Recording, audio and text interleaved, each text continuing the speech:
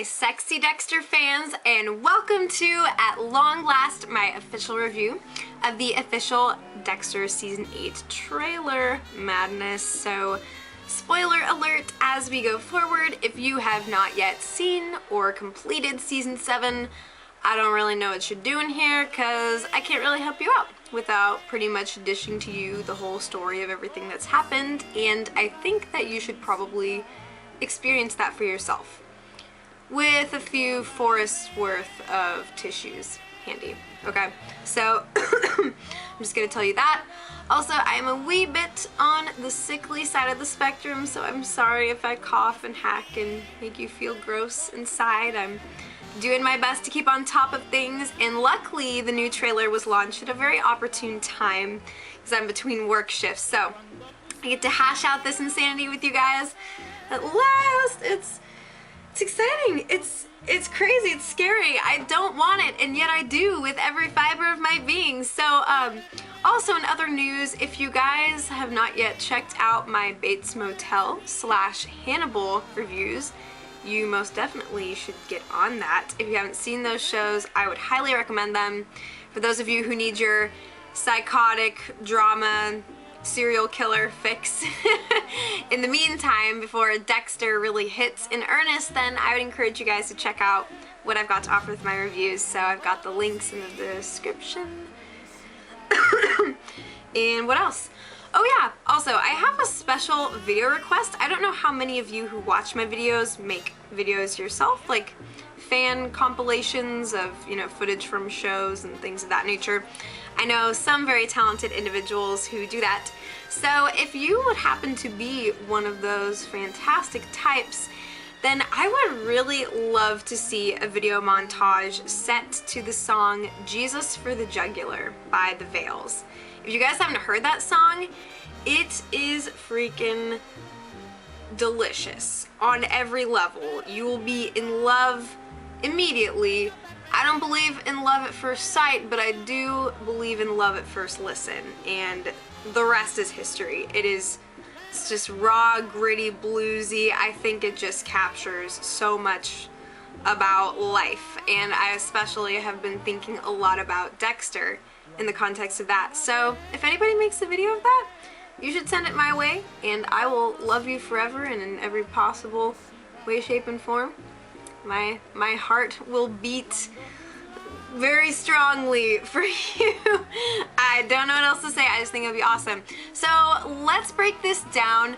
As far as what I thought about the trailer, I was actually, in a way, I was slightly underwhelmed as compared to how I thought I was going to react. You know, it's been a very different journey this year as compared to last year, you know, in the wait between seasons. Especially because very different things were taking place at the end of Season 6 and Season 7. It's a whole new world, a new fantastic point of view, okay? Yeah, so a lot of the footage and things that we saw in this trailer were things that have already been hinted at in previous trailers and teasers and little, you know, promos that have been kind of mixed in with Ray Donovan stuff, because they've been kind of trying to use Dexter to push that show. Yeah, so I was kind of disappointed that they didn't branch out a little bit further, and again, I think that most of the footage that we see in this is from the first episode. Now, I do know that there's a couple pieces that are at least from like the third or fourth, maybe later than that. Like, for instance, the car crash scene. I know that that's not from the premiere. So it makes you worry because you're kind of trying to contextualize everything, and this is like all we get, you know, just this one morsel to represent the entirety of the season to come. So, you know, it's kind of scary, because especially seeing the state that Deborah is in, it's just like, is she ever going to get out of this hole? Is she permanently lost? Are they trying to indicate that she's at the point of no return and that Dexter has screwed her up for good and everything is just going to be hell from here on out? I mean, there's, oh, I got lipstick on my arm. Ooh. There is absolutely no way to really know, but I think that most of this most of this is from the premiere.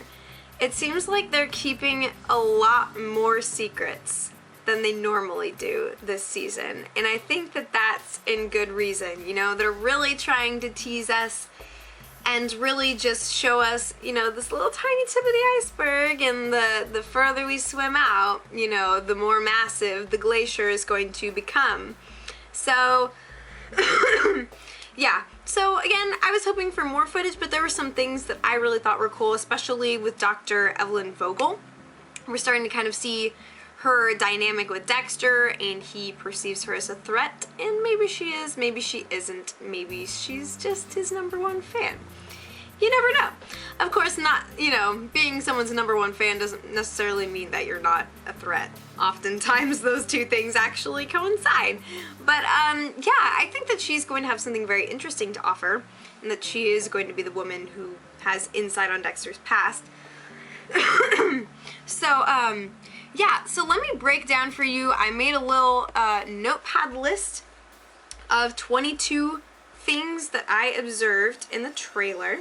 So I'll go ahead and walk you through that, and then just kind of make some predictions and thoughts and commentary as we try to work our way through the shenanigans and just bond together in the strong Dexter community that we are. We are one in spirit and soul. We are one unit of pure chaotic emotion, and we will turn ourselves into something good and something strong and something hopeful, okay? Because things aren't looking so hot right now, but I think overall it's going to make for a fantastic season.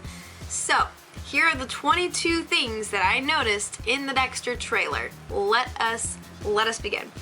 So number 1, we see the recap of the end of last season. You know, they're constantly trying to emphasize that the event that took place in last season's finale is extremely critical to where things are going to go from here.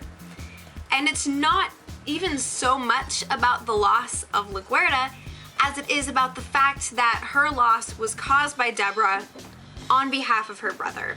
And it's going to be the fact that she is dealing with the guilt that in doing what she did, you know, doing what she had to do, she compromised everything that she has known herself to be. She's gone against everything that she's worked for. Her entire life has been subverted and undermined and just completely thrown off kilter. This is Deborah's helter-skelter world, okay? So then number 2, we see, you know, everyone is at LaGuerta's memorial, and we also get to see the new Harrison, who is so freaking cute. He's just a little peach, and I'm very excited to see, you know, how he and Dexter interact. You know, finally he's got a son who's really going to be talking and communicating, and everything's going to be that much more significant, you know, as far as like Dexter's legacy and teaching his son and shaping his worldview. It's going to be pretty critical now that he's older, and he is so cute. They cast him very well, I think. So yes. Yeah, so everyone's there except for Deborah, and then we get a little, you know, commentary from Masuka saying, you know, that Deborah took her death really hard, never really thought they were that close. And again, it's not so much about the loss of LaGuerta as it is what Deborah did and who LaGuerta is and what she represents to Deborah and her life. It's, you know, it's very symbolic. So we see Deborah is drinking, you know, she's got a brown paper bag, she is set to go in that department, and she's doing coke, which is just even better, or meth, or I don't know, drugs. I am such a not street child. I thought coke when I saw it. I don't know. Drugs, white stuff, snorting. Okay, moving on. I'm innocent. Don't judge me. And it also appears that she is banging her target as part of her private investigation thing that she is doing with the private investigator, because she's not working with Miami Metro, because she's, you know, there's some part of her that still wants to continue doing what she's always done, what she is good at, to give her some sense of purpose in the midst of of her chaos and just the torment that she's in and the complete breakdown of her life. She wants to have some semblance of normalcy, so she's trying to keep that up. And, you know, she remains asexual for a long time. You know, she hasn't been with anyone since Quinn, so I think there's that part of her that wants to rebel, that wants to consummate something, because, you know, she is so invested in Dexter and harboring all these feelings for him that she couldn't act on and express in a physical or even truly emotional way. She's just sitting on top of this and holding it in so close. When she makes this enormous sacrifice for him, especially after the way that he really sidelined her last season, it's just like, she doesn't give a damn. She's gonna do what she wants. And, you know, obviously it's not going to last. It's just, she's doing what she's gotta do. This is her life. This is her world. She is trying to situate herself as normal and distract herself and completely isolate herself from the very thought of Dexter. What better way to do that than to take out her revenge by having sex with someone else that isn't him, I guess, you know? At any rate, so number 4, we see that Dexter goes to her house or her crib, wherever she's staying, and he finds her laundry list of drugs all spread-eagled in a little banquet potluck on her counter, and he knows that things are bad.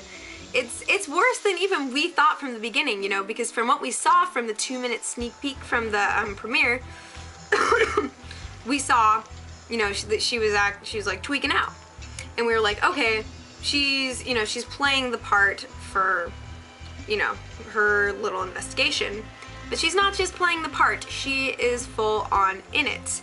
You know, it's a little bit of method acting. It's her escape. It sucks is what it is. It sucks tremendously, and I hate it so much. You know, my immediate reaction to things that are upsetting to me, just in life, with people, with, you know, things that I go through in my own personal world, I usually first I respond with anger.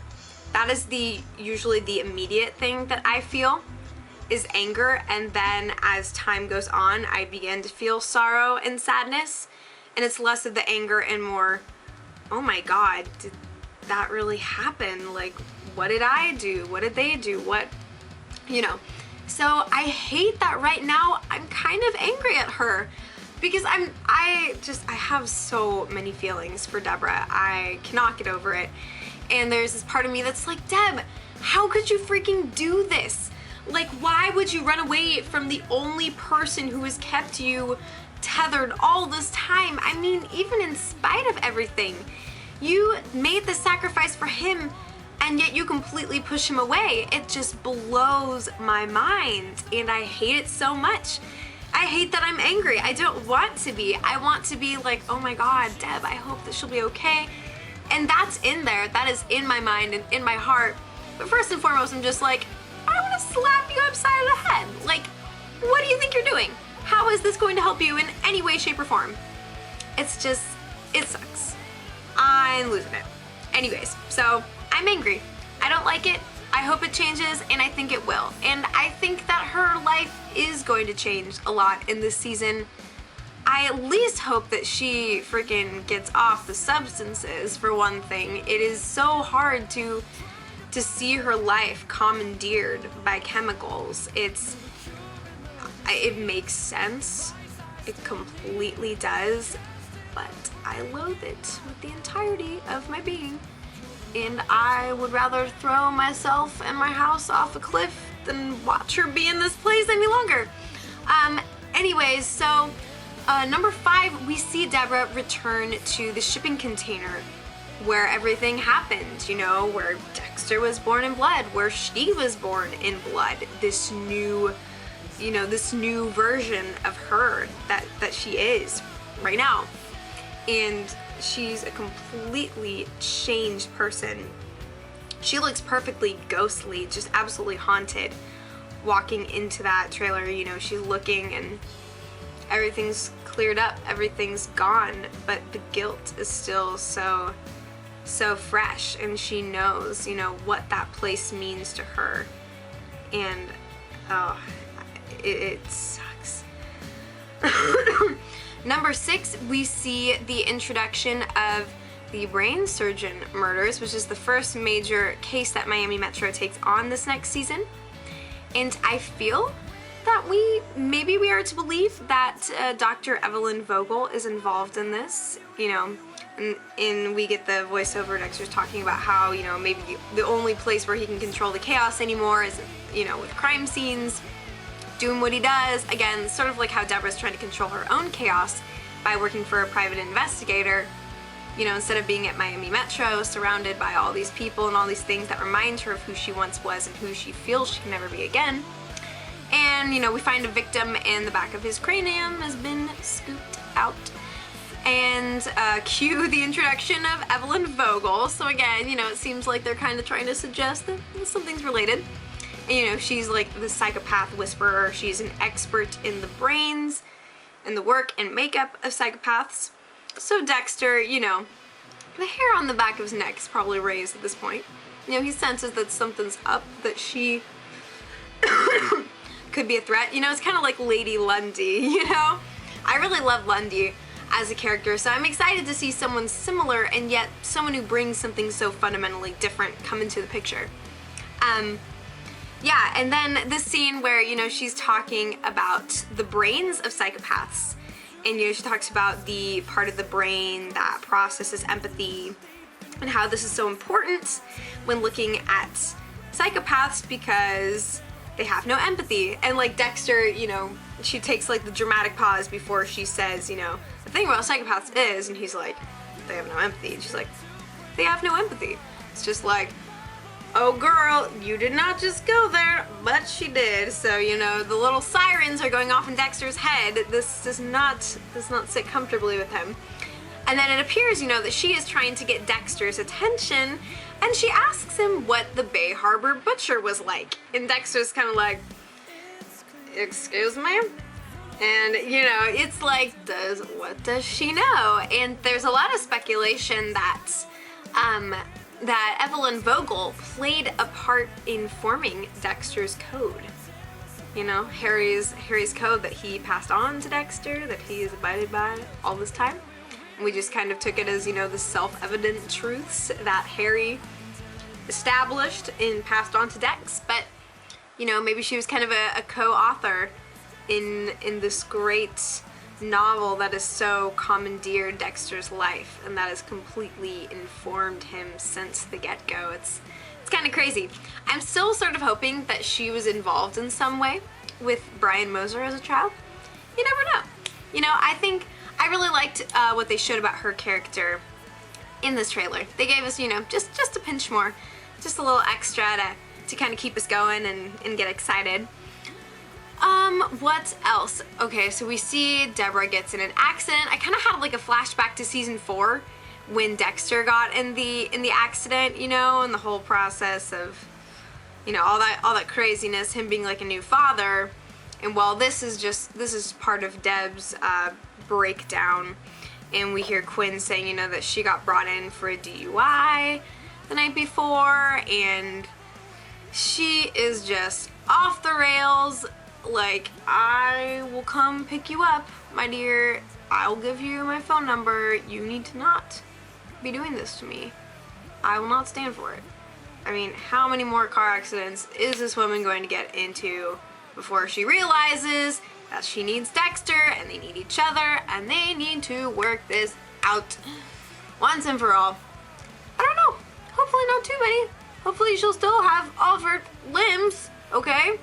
I can't deal with this. And then, you know, we see the scene before that we see in other previous teasers where, you know, Dexter's like, look at yourself, you are lost. And she's like, no, you're lost. And then everyone's lost. So just get lost together and be refound.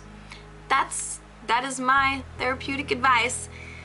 But I digress, you know, we will have to see. I still have a lot of hope for reconciliation between them. they're just trying more and more to torture the idea that that's going to come about, and just, you know, to get us, I don't know. I mostly think they're trying to kill us. So there's that. I don't know. Somebody might want to call 911 at some point, because I think it's a mass conspiracy. So then we also see a glance back over the previous big bads of seasons gone by, and there's, you know, a stabbing montage. I mean, of course, you've got to put that in there, you know. Dexter's gonna be doing his thing this season, suffice it to say. What else? And we see, you know, Dexter goes ham and starts choking some guy in broad daylight in his car. And finally we get to see a little bit of Harry. We haven't really seen him yet.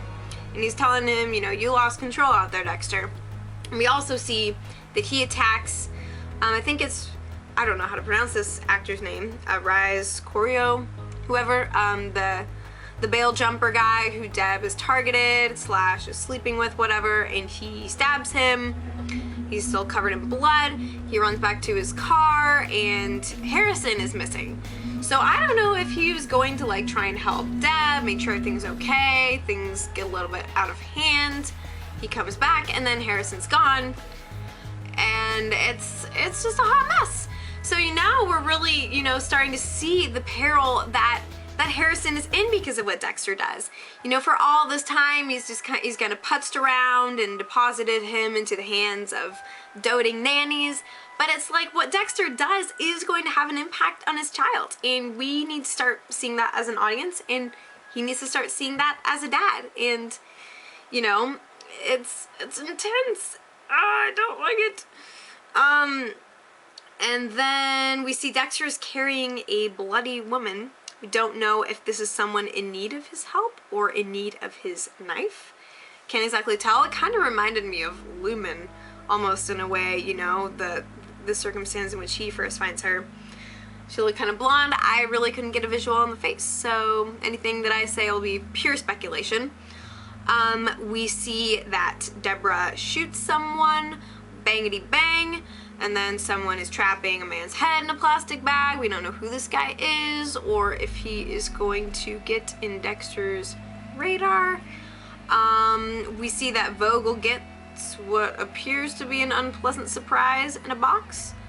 Don't know if this is some kind of Pandora's box of realization, if this is like Dexter playing with her or what. I kind of like the look on her face seems to indicate, oh God, you know, it doesn't seem like it's a friendly gift of some sort. It's something that's going to bring about a revelation of some kind, and it's likely something that involves her and Dexter. So, any speculations? Maybe it's like the Barbie doll head or something. And then what else? I keep saying that, I'm sorry, I'm reading my notes. We see Deborah brutally attacking someone in a long hallway, and this, I'm not sure who that's supposed to be. If that's supposed to be the guy like El Sapo, the hitman that she kind of gets tangled up with. That's him. I couldn't exactly tell. And then there's the fateful car crash. We saw some video footage and a lot of photos from the set of that, and that does involve Dexter and Deborah. So, you know, maybe that will mark a turning point in their relationship as they're, you know, trying to swim their way to shore and find each other and realize, you know, that they do need each other and that they are genuinely fearful for one another's lives. We can hope. That's what I'm hoping. We need a catalyst there. And then Dexter performs an intense interrogation of some kind, and he is in the cage himself. Kind of reminded me of the whole thing with Dotes. There's a lot of things I saw in this that were kind of reminiscent of different episodes of seasons past, and you know, I'm sure that there's really not going to be any direct connections once we actually get to see the season, but you know, it's just like I'm kind of keeping the broader scope of things in mind as I'm getting nostalgic and emotional about the show ending. And then finally, Deborah comes into Miami Metro to make an official statement. The question is on what? Is it about LaGuardia? Is it about the guy that she shoots? Is it about El Sapo? knowing where Deborah is at in her life, it could literally be about anything. But we can assume that this is the first time that she's been back to Miami Metro in a long time, so it's tense. I don't know what to think, you know?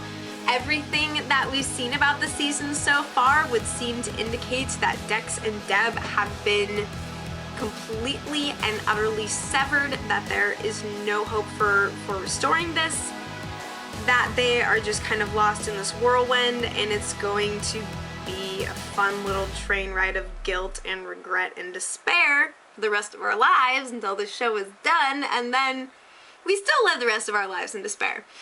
But, you know, this, again, I think that it's really front heavy in terms of footage. They haven't shown us a ton of new stuff, and I think it's because they want us to wonder, they want us to be scared, and they want us to watch in order to, you know, calm our fears, potentially, or see if, you know, what's really going to come about. So what did you guys think of this trailer? What really stuck out to you, and what do you think is gonna happen? I wish that I could offer more. I mean, I'm still sticking to my guns that Dexter and Deborah are going to find each other again, somehow. I can't see the show ending with them in complete and utter shambles.